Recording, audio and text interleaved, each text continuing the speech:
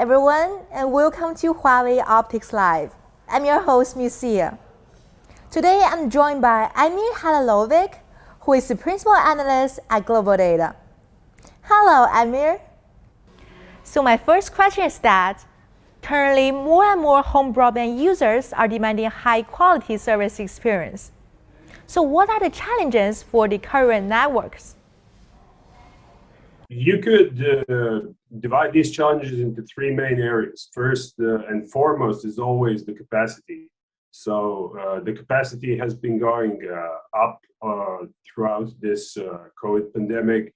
And also without the COVID pandemic, there has been a pressure to increase the capacity and especially to increase the symmetricity of the connection. That means that you need as much upload as you need download, and for all types of purposes, from consumer side all the way to the SME or even the enterprise side. The second thing, which I think is becoming more and more important as the new applications come in for the consumer, that would be for AR, VR, or for industrial IoT and so on, is to decrease the latency and control that latency very tightly.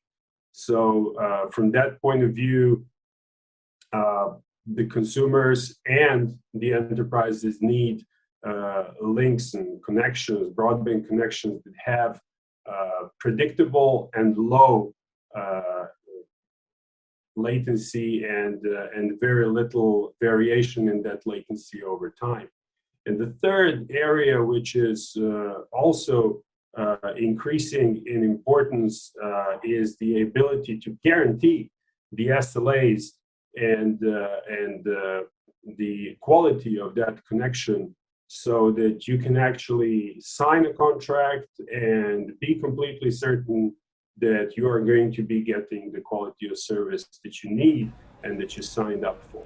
So what are the benefits of OptiX SuperSite to the operators? OptiX SuperSite is beneficial in a way that it addresses probably the first two of these three areas that I talked about directly, and indirectly it facilitates the third area or actually the third how shall I say, required improvement to the broadband service provisioning. So for the capacity, it allows operators to really plan that capacity very precisely and allows them to kind of build the system end to end without any choke points, which you would encounter if you built separately the transport and the access network.